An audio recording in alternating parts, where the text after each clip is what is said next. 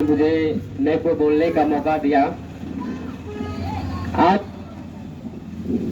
बाबा दशरथ मांझी की 18वीं पुण्यतिथि है।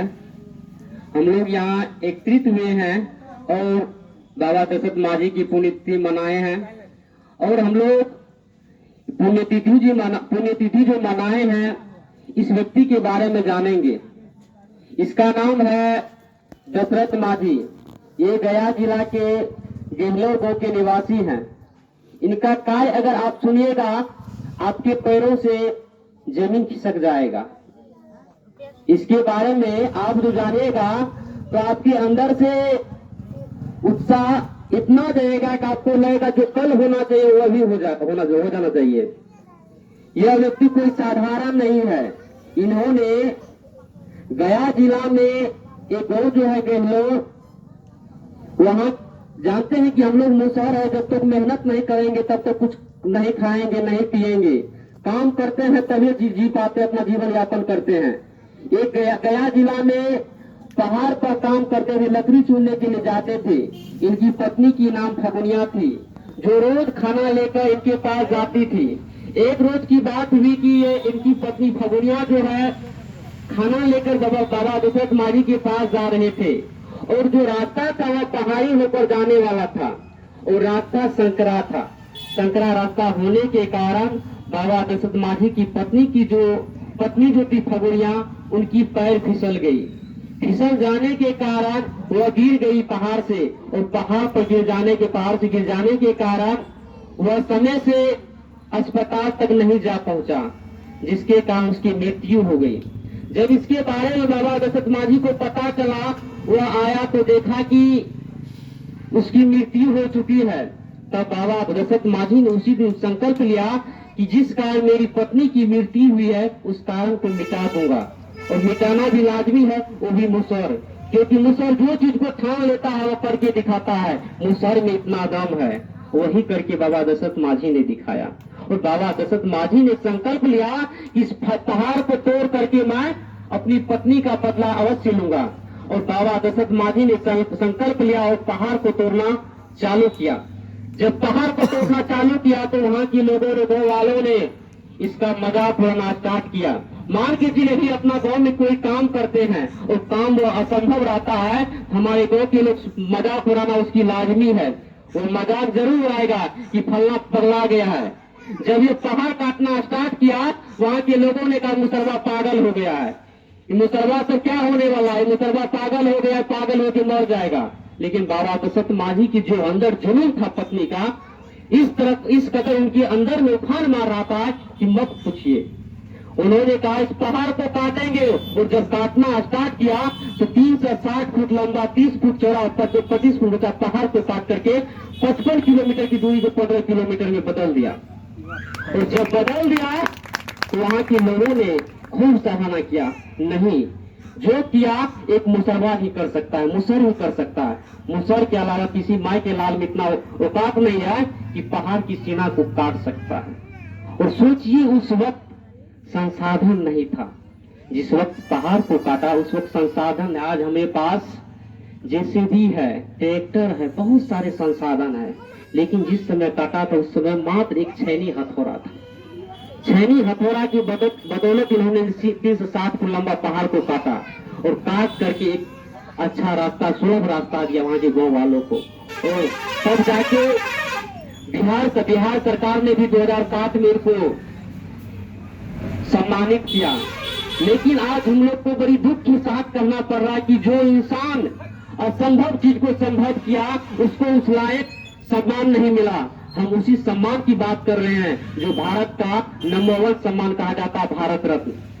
आज यही कोई दूसरे समाज का व्यक्ति होता तो उसको भारत रत्न मिल गया होता है, लेकिन मुसहर समाज का व्यक्ति था, इसलिए इसको भारत रत्न नहीं मिला। क्यों नहीं मिला? हम लोग सोए हुए हैं, जगे नहीं है। अगर यही जग करके रास्ते पर आंदोलन करेंगे, संसद भवन तक जाएंगे, किसी माई की तरफ लाल में इतना औकात नहीं है भारत रत्न लेने से रोक सकता है, लेकिन रोक दिया। क्यों?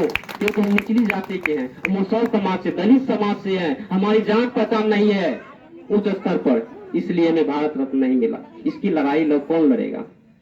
हमारे जैसे आपके जैसे लोग को लड़ना पड़ेगा।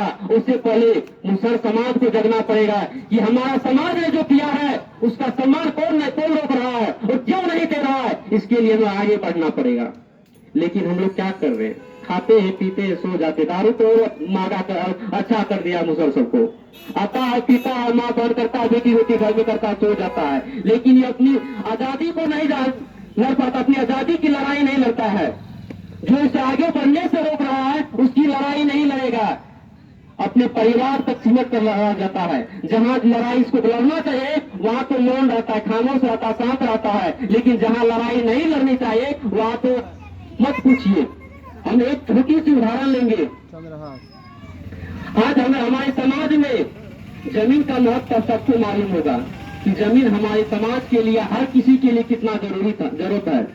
अगर जमीन 1-2 फुट की फर्क हो जाता है तो हम लोग तलवार निकाल लेते हैं, बंदूक निकाल लेते हैं और मार पीट, जान से, यहाँ तक कि जान से मारने की धमकी देते, मार भी देते हैं। क्यों? हमें पता है कि जमीन की मौत क्या है, आने वाले समय में जमीन हमें क्या देगा और क्या हो सकता है जमीन से। लेकिन हमको यह मालूम नहीं है कि शिक्षा हमको क्या दे सकता है। हाँ, वही शिक्षा की बात कर रहा हूँ जो इससे पहले की वक्ता ने भी शिक्षा की बात किया, तो मैं भी उसी शिक्षा की बात कर रहा हूँ। आज मैं आपके सामने खड़ा हूँ, ये आप शिक्षा की देन है। शिक्षा के कारण यहाँ आने को, वरना आपको हमको आप नहीं पहचानते, ना हम आपको पहचानते हैं।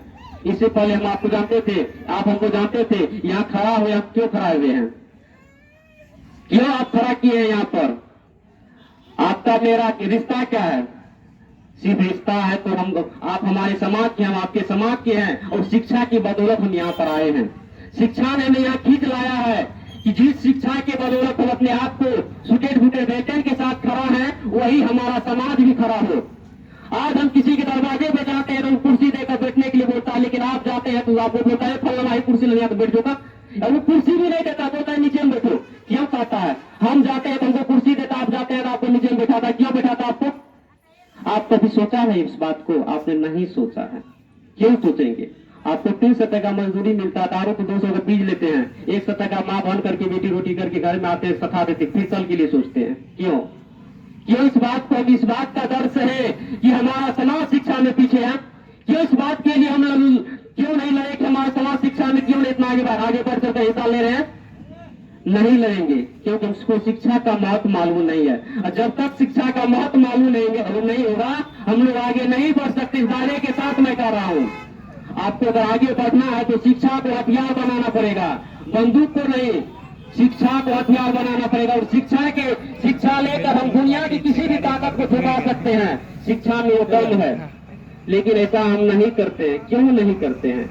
इस बात से बहुत कुछ कष्ट होता हमारे समाज को। एक संगठन चल रहा है हमारे समाज का जिसका नाम है BMBP, उसका फुल फॉर्म होता है भारतीय मुसहर भुइयां परिवार। यह संगठन हमारे समाज को, खास करके मुसहर समाज को जगाने का प्रयास कर रहा है। इसकी निर्माण 2019 में ईश्वर दयाल मुसहर के द्वारा किया गया था।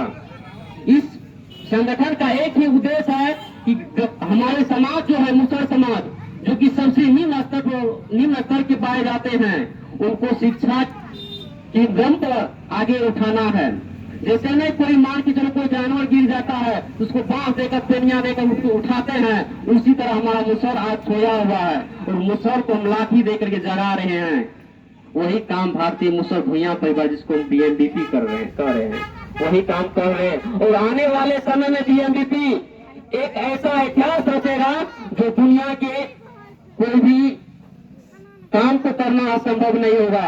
BMBP वह कार्य करने के लिए सोच रहा है। और BMBP एक ऐसा संगठन है